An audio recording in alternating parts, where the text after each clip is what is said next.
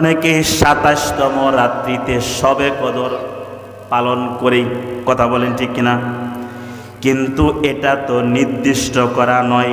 ২১তম রাত্রিও হতে পারে, ২৩তম রাত্রিও হতে পারে, ২৫তম রাত্রিও হতে পারে, আবার ২৯তম রাত্রিও হতে পারে।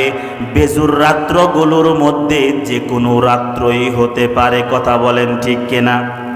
এটা উম্মতের জন্য নেক আমলের একটা সুযোগ।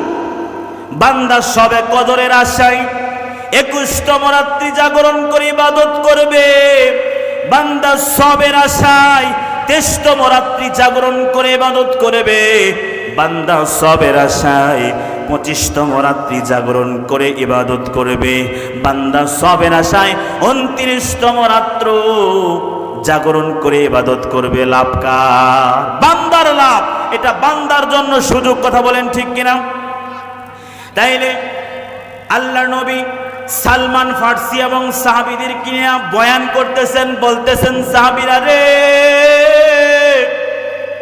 তোমাদের সম্মুখে একটি মাস, এই মাসের মধ্যে একটি রাত্র, সেই রাত্রটি 1000 মাস হইতে উত্তম। এই মাসের রোজা আল্লাহ পাক রব্বুল আলামিন ফরজ করেছেন, আর রাতের তারাবির নামাজকে করেছেন সুন্নাহ। আল্লাহর নবী বিশ্ব নবী রাহমাতাল লিল আলামিন বলেন, সাহাবীরা রে, এই রমজানুল মুবারকে কোন বান্দা যদি রোজাদার ব্যক্তিকে ইফতার করাইবে, আল্লাহ পাক রব্বুল আলামিন তার পিছনের জীবনের সমস্ত সগীরা গুনাহ ক্ষমা করে দিবেন। সুবহানাল্লাহ। আল্লাহ পাক রব্বুল আলামিন তাকে জাহান্নামের কঠিন আযাব হইতে নাজাত দান করবে, এবং ওই রোজাদার ব্যক্তির সমান সব সে পায়া লাইব। সাহাবীরা বললেন, ইয়া রাসূলুল্লাহ, ইয়া হাবিবাল্লাহ, আল্লাহর নবী গো, তাহলে কি ওই রোজাদার ব্যক্তির সওয়াব কমে যাবে?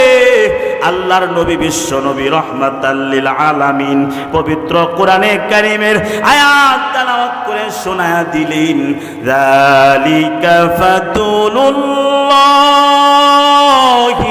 ইউতিহি মান ইয়াশা। আল্লাহু আকবার। আয়াত তেলাওয়াত করে শোনায়া দিলেন, এটা আল্লাহ তাআলার ইচ্ছা। কারণ হাদিস শরীফে, হাদিসে কুদসিতে আল্লাহ জানায় দিলেন, কুল্লু আমাল ইবনে আদম লাহুস সাওম, আস-সাওমু লি ওয়া আনা আজজি বি।